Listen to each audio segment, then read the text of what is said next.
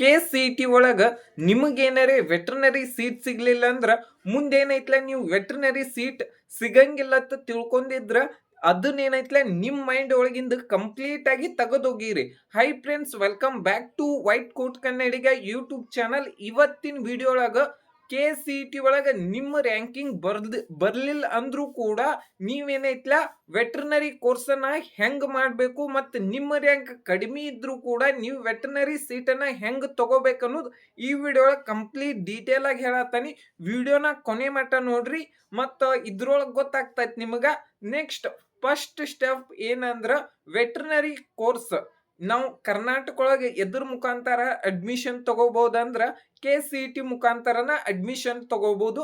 ಮತ್ತು ಇನ್ನೊಂದು ಏನಂದ್ರ ನೀಟ್ ಎಕ್ಸಾಮ್ ಮುಖಾಂತರನು ಕೂಡ ನೀವೇನೈತ್ಲ ವೆಟರ್ನರಿ ಸೀಟನ್ನ ತಗೋಬಹುದು. ಕರ್ನಾಟಕ ಒಳಗನ ತಗೋಬಹುದು. ಆಲ್ಮೋಸ್ಟ್ ಆಲ್ ನಮ್ಮ ಕರ್ನಾಟಕ ಒಳಗ ಟೋಟಲ್ ಆಗಿ ಇರುವಂತ 5 ಕಾಲೇಜ್ ಒಳಗುನು ನೀವೇನೈತ್ಲ ನಿಮ್ಮ ರ್ಯಾಂಕಿಂಗ್ ಚಲೋ ಇತ್ತಂದ್ರ ಅಡ್ಮಿಷನ್ 100% ತಗೋಬಹುದು.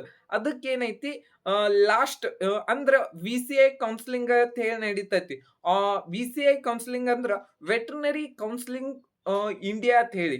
ಅಂದ್ರ MCC ಕೌನ್ಸಿಲಿಂಗ್ ಅಂದ್ರ ಆಲ್ ಓವರ್ ಇಂಡಿಯಾ ಒಳಗೆ ಏನ್ ನಡೀತೈತಿ MCC ಕೌನ್ಸಿಲಿಂಗ್ MBBS ನಡೀತೈತಿ. ಮತ್ತು VCI ಕೌನ್ಸಿಲಿಂಗ್ ಏನ್ ನಡೀತೈತಿ ಅದೇನೈತ್ಲ ವೆಟರ್ನರಿ ಒಳಗುನು ನಮ್ಮ ಕರ್ನಾಟಕ ಒಳಗ 15% ರಿಸರ್ವೇಶನ್ ಇರ್ತಾವ.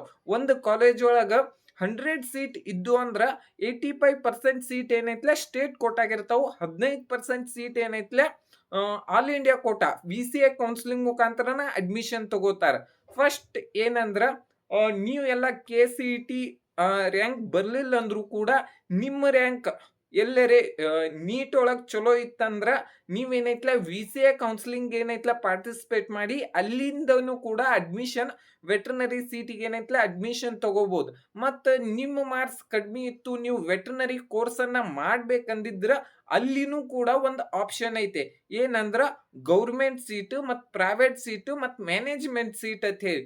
ಅದ್ರ ಬಗ್ಗೆ ಕಂಪ್ಲೀಟ್ ಆಗಿ ನಿಮಗೆ ಏನಾರೇ ಫೀಸ್ ಬಗ್ಗೆ ವಿಡಿಯೋ ಬೇಕಂದ್ರ ಕಮೆಂಟ್ ಬಾಕ್ಸ್ದಾಗ ಕಮೆಂಟ್ ಮಾಡ್ರಿ. ಅದಕ್ಕಿಂತ ಒಂದು ಸ್ವಲ್ಪ ಈಗೇನೈತ್ಲ ಸ್ವಲ್ಪ ಬಹಳಷ್ಟು ಮಂದಿಗೆ ಏನೈತ್ಲ VCI ಕೌನ್ಸಿಲಿಂಗ್ ಏನೈತ್ಲ ಗೊತ್ತಿಲ್ಲ. ಅದಕ್ಕೋಸ್ಕರನ ಈ ವಿಡಿಯೋ ಮಾಡೀನಿ.